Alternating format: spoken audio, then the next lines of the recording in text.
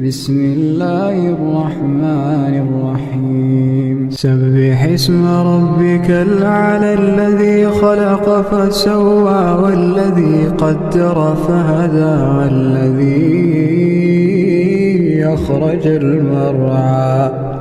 فجعله غثاء نحوا سنقرئك فلا تنسى إلا ما شاء الله إنه يعلم الجهر وما يخفى ونيسرك لليسرى فذكر إن نفعت الذكرى سيذكر من يخشى ويتجنبها الأشقى